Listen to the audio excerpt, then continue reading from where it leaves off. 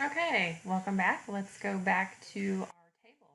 This is part three of nutrition and metabolism. So let's start our talk about protein. All right, so let's begin our talk about types of proteins and dietary sources. So there are complete proteins and incomplete proteins. So animal products, eggs, milk, fish, most meats, as well as some plant products, so soybeans and quinoa are examples.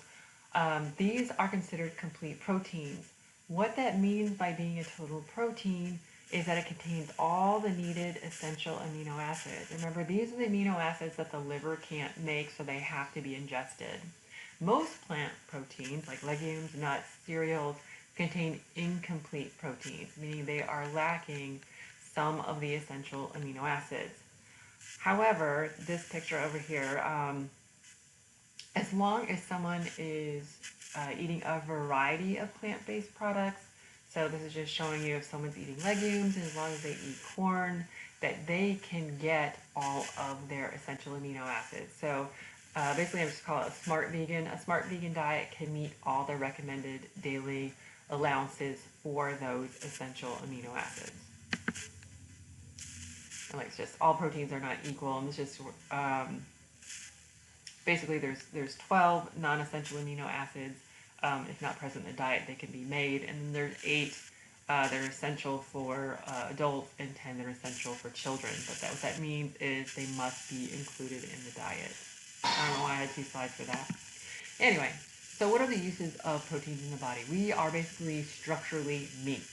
Okay, so proteins, like just amino acids, and then we can take those amino acids and build. So structural proteins, so keratin, collagen, elastin, all of our muscle proteins. Functional proteins would be enzymes, hormones, all those plasma proteins. That includes like complement or blood clotting proteins. So all of those things are considered functional molecules. So we are structurally made up of protein, and all those functional molecules in our body, the majority of them, they're going to be proteins.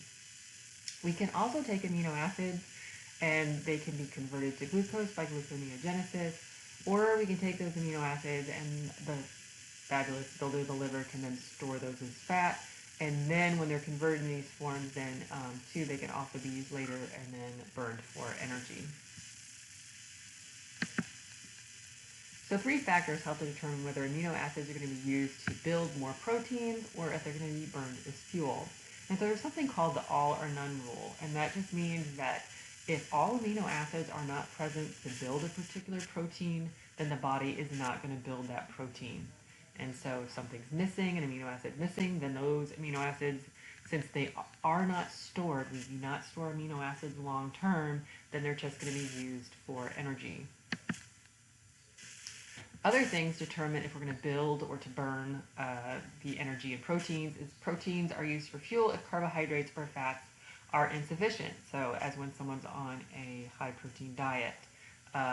So if they're needed for calories. Or 2, if protein is in excess, meaning that the liver is built up its amino acid pools, the rest of it is going to be used for energy to make ATP.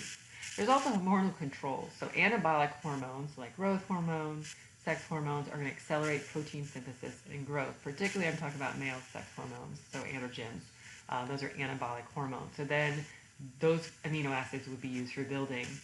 Also, we talked about cortisol, which we know is released during times of stress that actually promotes protein breakdown, and also that glucose sparing for the brain. So then the liver is going to go through gluconeogenesis, and so making of glucose from non-carbohydrate sources. So since amino acids are high in nitrogen, when we're talking about protein balance, it's called nitrogen balance. So nitrogen balance is a homeostatic state where rate of protein synthesis equals the rate of protein breakdown and loss. So a positive nitrogen balance would be when someone is building. So building is exceeding being broken down. So this is normal in children because children are growing, pregnant women because they're growing another person. If someone is bodybuilding and building more muscle, they might have a positive nitrogen balance. And then also too for tissue repair, so for healing. A negative nitrogen balance means that someone is wasting. So basically they're breaking down more proteins than they're building. So stress, through that cortisol. So burns, infection, injury, poor dietary proteins, and when someone's going through starvation, that's when the body's going to start breaking down proteins, and so there'll be a protein loss. Protein requirements. A lot of this is going to have to do with size. So age, size, metabolic rate, and then of course activity. So athletes require more protein. Pregnant women would require more protein. But a rule of thumb is just daily intake of 0.8 grams per kilogram of body weight. So roughly about 12 to 20%, less than 20 of the diet. And like I said, it's pretty variable how much protein someone needs. So you can actually calculate, you can go to this website and calculate the amount of protein you need. And so they're going to ask you those things. How old are you? What's your gender? What is your size? And then two, how active you are. So it's going to look at all those things. In a nutshell, most studies do all agree that higher longevity is correlated with maintaining a healthy body weight and consuming plant-based proteins as opposed to animal-based proteins. So excesses, just like every other macronutrient, would be obesity. Two, depending upon the type of protein that's being consumed, it may cause your liver to make more cholesterol, so high cholesterol levels. Deficiencies, extreme weight loss, tissue wasting. Two, children really need, they really need protein for growing. It's going to retard their growth in children. Meat is a great source of iron, so you can also have anemia. Two, if someone does not have enough amino acids, then their body will not make those plasma proteins. And so that's where you get that. I think we talked about this in class, but kwashiorkor is that protein starvation in children. And so mottled skin, patchy hair, and that swollen abdomen is that lack of albumin. And then two, of course, lack of protein can cause problems in pregnancy because those children, pregnant women, they need that positive nitrogen balance. So more nitrogen going in than they're losing. All right, so that sums up our table of macronutrients. So hopefully everything is there, and I think, yep, I said everything. So that is what I would like you to study. All right, so let's talk about micronutrients. So remember, micronutrients, these are going to be our minerals and our vitamins. I guess I did that backwards, but that's okay. So vitamins, most of them are going to function as coenzymes. These are organic compounds. They're crucial in helping body use nutrients. So they actually, we do not break them down to get energy from them. Most of them must be ingested, except the body can make vitamin D. They just need exposure to ultraviolet light. So it's the skin that kicks that off, and then the liver and the kidneys are all going to play a part. Some B and K vitamins are synthesized by our intestinal microflora in the colon, so we can get some, but we still need to ingest some.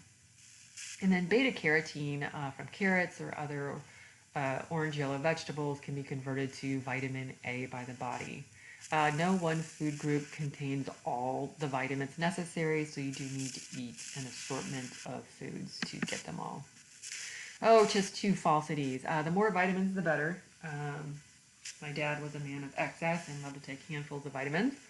Too much of water-soluble vitamins results in excretion of the vitamins in the urine. So basically like an hour later, it's going to be in the toilet. So it's some really expensive urine there. Too much of fat-soluble vitamins can actually be harmful to your health because we tend to store those. And so they can build up to toxic levels. Vitamins provide energy. No, they do not directly provide energy. Especially the B vitamins, they aid in the release of energy from food, so from fuels. And so once again, yep, high energy. Look, no caffeine, but B vitamins. Yeah, just kind of reminding you. I kind of said that already. All right, so there's two types. There's water-soluble and lipid-soluble. So the water-soluble vitamins are the B vitamins and vitamin C. So that means they're going to be absorbed with water in the gastrointestinal tract. An exception was that vitamin B12, which required intrinsic factor made by those parietal cells in those gastric pits. So it was required for absorption. When we cook our food, since we lose steam, so water from our food, we can also lose some of those vitamins. These are vitamins that are typically not stored in the body, and like I said, excess will be excreted in the urine. B vitamins, the reason why they call them B complex, several compounds known, they're typically found in the same foods, and they're typically involved in those energy gaining reactions or So that means the oxidation of metabolites or in different forms of nutrient processing. So they just kind of say, oh, high in B complex vitamins, because they're usually in the same foods. So fat-soluble vitamins, all dogs eat kittens, ADEK. So bile salts promote fat-soluble vitamin absorption in the small intestines. They're going to be stored in moderate amounts in tissues. So excesses of those vitamins can actually be toxic. So overdose. They're fairly heat resistant. They're not as easily burned off, or they're not going to leave our foods. So they're not destroyed by cooking and our food processing. All right, so let's talk antioxidants for a moment, because that's a big thing in food labeling. The reason that antioxidants are good is because through our metabolism, we generate what are called free radicals. And so free radicals are any compound that has an unpaired electron. And so just like, oh, someone's really radical, they're unstable, these molecules are unstable, it can basically strip electrons away from other molecules, for one being DNA. And so if there's mutations in DNA, it can lead to cancer, and just overall can disrupt cell physiology. And so what vitamins A, C, E, so remember they're your ACE against cancer and aging, and the mineral selenium do is that they neutralize these free radicals. And so that's when you see foods, they're high in antioxidants, and that is why you'd want to consume them. So broccoli, cauliflower, Brussels sprouts, they're all good sources of vitamin A and C. And so if you ever see them billed as high antioxidants. And that's just for you. No, I do not expect you to memorize all that, so just to the extent of what's in your notes. But this does show what happens in if there's a deficiency or there is an excess. So let's talk minerals. So minerals are the other micronutrient. They are inorganic. They are extracted from the soil and by vegetables that we eat. So vegetables and fruits. And then too, also there's minerals in meat. But really the fruits and vegetables are a better source for those minerals, mostly. Homeostatic mechanisms regulate the concentration of minerals based on body needs. Mineral toxicity, that is a thing, so too much of any mineral is not a good thing, so watch out for the supplements. Iron toxicity in children is the most common poisoning. They have stopped putting iron in children's chewables because this was really common when I was a kid. And like I said, I'm the last of 6 kids and I'm the youngest, so my mom would give me all those Flintstone chewables to distribute to all my siblings. And I ate all of them because they were like candy. And I got really, really sick. I did not end up needing my stomach pumped or anything, but yeah, I'm one of those kids because, oh, they tasted so good. All right, so major minerals. So here, we've talked about these: sodium, potassium, chloride, calcium, phosphorus, magnesium, and sulfur. We talked about some of these and how important they are in neuromuscular functioning and their control, so I'm not going to do that again. We'll point out that calcium and phosphorus by weight, 70% that is you, and that's going to be in bone. I know I'm asking you that question, but you're not here. It's really not as much fun without you. And we talk about trace elements. This means that they are going to make up less than 0.005% of body weight, and so just really low amounts, even though how important they are. So iron is in the center of hemoglobin, so we do need that. We do lose some, particularly women lose more than men just due to menses, but the rest of them, they're just trace elements. All right, so examples of uses. These are the ones we've talked about, so I think this is fair game for you on a test. So calcium, phosphorus, magnesium salts, they are harden bone. Iron is essential for oxygen binding to hemoglobin. Iodine we talked about in manufacturing of thyroid hormones. We talked about goiters. Sodium and chloride are major electrolytes in the blood. Calcium, potassium imbalances cause neuromuscular dysfunctioning. And so we did talk about that. So mineral-rich foods, just this nice picture. Doesn't that look tasty? So vegetables, legumes, milks, and some meats are going to be high in minerals. And that is there for you. So our next topic is energy balance. And once again, balance just means amount in equals amount out. So caloric intake equals calorie burn leads to a constant weight. If there is a positive energy balance, that means more calories are being eaten than are being burned. And so that's going to lead to weight gain. If there's a negative energy balance, that means more calories are being burned than being consumed. And so you're going to end up with weight loss. And so it's 3,500 calories equals 1 pound of fat. And just kind of showing you that fat is going to consume more space than a pound of muscle. That's why they get muscle weighs more than fat. Alright, so the most common nutritional disorders involve caloric imbalances in appetite, your restraint or self-control, and food availability. All these things determine your intake. So we're going to talk about what determines calories in, and then we'll talk about what determines how many calories you burn. All right, so appetite control. So there are two antagonistic hormones, so ghrelin and leptin. We'll talk about ghrelin first. And I've given you this little picture like, grrr, what do you think ghrelin does? Ghrelin makes you feel hungry. So it's secreted by the stomach, and so its role is to increase appetite. And so I'll show you a graph in a minute, but when you are fasting, you are actually going to get a surge of ghrelin before meals. And so it's going to be released by actually that fundic region, so those enteroendocrine cells in that fundic region of the stomach. It can go in the bloodstream, and its target is going to be the brain, because your hunger center is in the hypothalamus.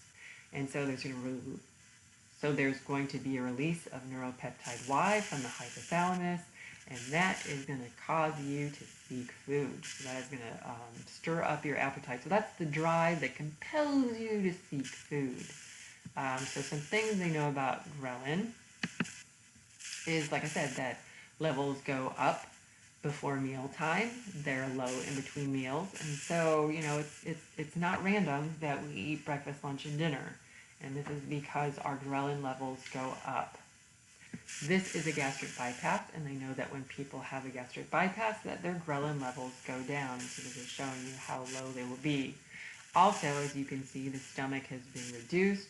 So there's going to be stomach filling, so that stomach stretch is going to occur. So that signal that someone's eaten is going to go back to the brain. So it's going to be bypassing a lot of the stomach, so that's where that name comes from, gastric bypass. And then so it's bypassing the stomach and then also the duodenum. So someone really has to watch their diet after a gastric bypass. And yeah, just kind of reminding you, those enteroendocrine cells at the bottom of the gastric pits, particularly in the fundic region, are going to make that ghrelin. So other fun things about ghrelin. You have receptors in the hypothalamus and also in this place called the mesolimbic reward center. I'm going to click the other in case you forgot your nervous system. The mesolimbic reward center, there's going to be some lovely dopamine release. And I don't know if you remember about dopamine, but the word dope is in it. So dopamine is that signaling agent, and it just makes you feel good. And so there's always this little release whenever we do anything that's good for us. So when we eat food, when we drink water, when we have sex, when we nurture and love on somebody, art, you get a release of dopamine, nature, and discovery.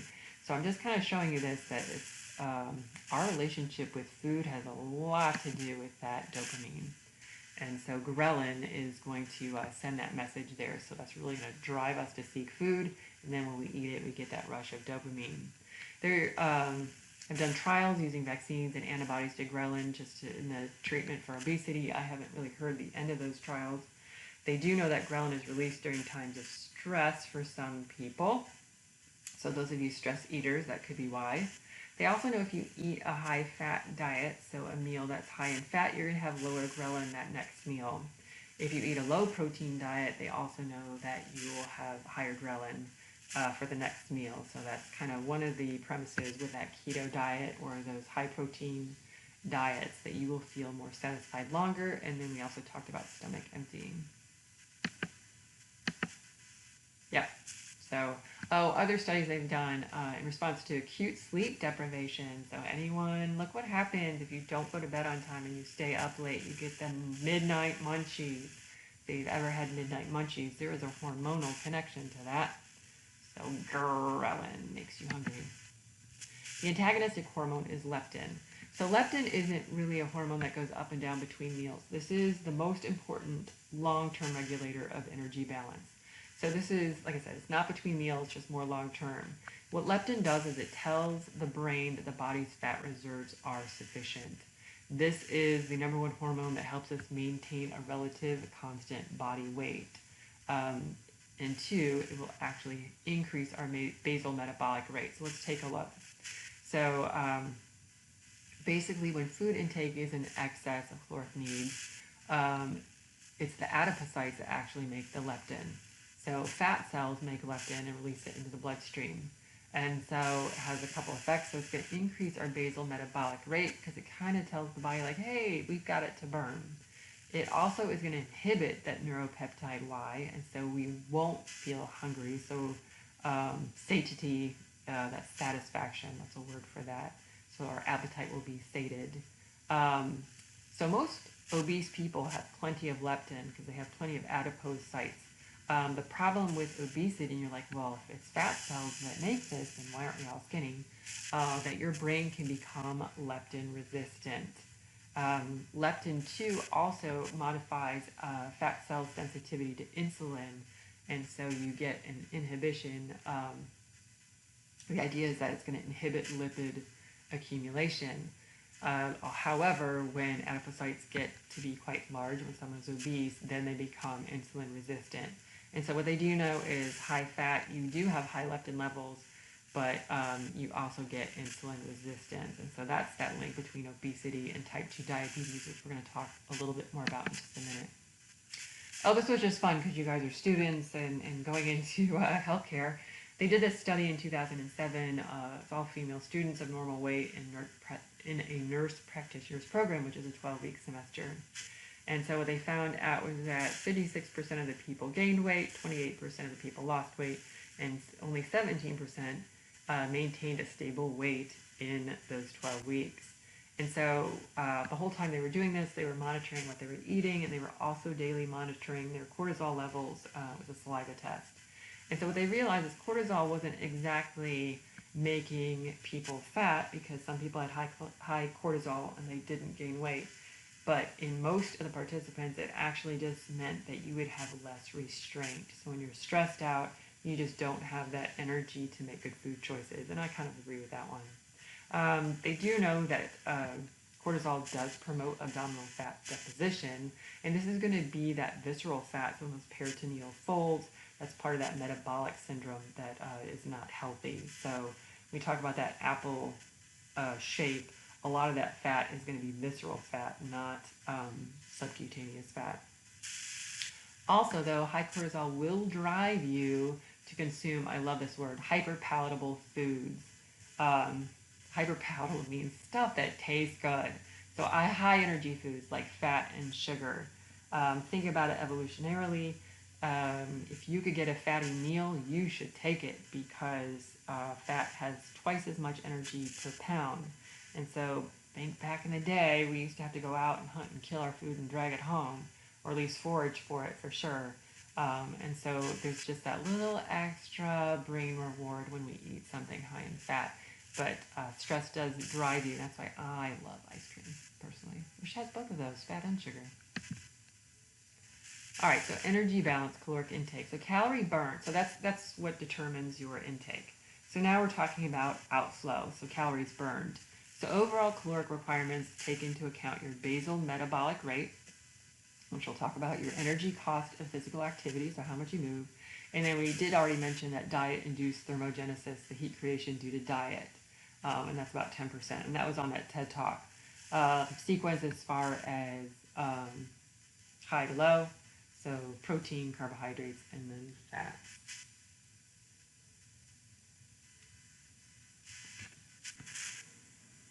If you want to see how many calories you need to maintain your body weight, you can also click on that link right there. All right, so your basal metabolic rate. So this is just the minimal amount of energy you need to basically support the activities of your organs, so nothing else. And so they take these measurements first thing in the morning, after sleeping and fasting, in a nice, comfortable environment. And so that's where the majority of your energy outflow is going to go, just basically to run your body. What's going to determine your basal metabolic rate, the number one indicator of your basal metabolic rate is thyroid hormone. And we talked about this when we did endocrine. Thyroid hormone increases oxygen consumption, also causes you to produce more heat. And so high thyroid hormone, higher basal metabolic rate, low thyroid hormone, low basal metabolic rate. And when we looked at imbalances, we kind of saw that when we talked about Graves' disease and we talked about lymphedema. If you are younger, you have a higher basal metabolic rate than someone who's older. Males have a higher basal metabolic rate compared to women. Higher lean body mass. So the leaner you are, meaning more muscle as opposed to fat, the higher basal metabolic rate you will have. And so this is why all diets can say boost your basal metabolic rate. There are no foods that can boost your basal metabolic rate. I'm so sorry to burst your bubble. And you can swear by whatever diet or nutritional supplement you are consuming right now, but that is why they can make that claim, because if you lose weight, then you will have a higher muscle to adipose and you will have a leaner body mass and you will have a higher basal metabolic rate. So sorry if I just made you mad and burst your bubble. So lower lean body mass, you're going to have a lower basal metabolic rate. If you are taller, you will have a higher basal metabolic rate than someone who is shorter. And that has to do with surface to volume ratio. So more surface area, higher basal metabolic rate, and that has to do with maintenance of temperature. Stress, fever, or illness increases your basal metabolic rate. If you're starving yourself or through fasting, your body will readjust and lower your basal metabolic rate. Clearly, if someone is pregnant or breastfeeding, so lactation, that will increase their basal metabolic rate. And of course, there's drugs that can raise your basal metabolic rate, so stimulants, caffeine, tobacco. There are, of course, drugs that can lower them, but they all have weird names and nothing really common. All right, the only reason I save this slide, just because you kind of know this, right? The more physical activity you do, you will burn more calories. So the more vigorous the exercise, the more calories burned. I like this part. Dressing and undressing for an hour. Never done it, but that marathon shot, maybe I should try it. It's 118 calories per hour. Not so sure that's true. All right. I think this is a good place for us to stop topically. So enjoy the rest of your day and come back for part 4.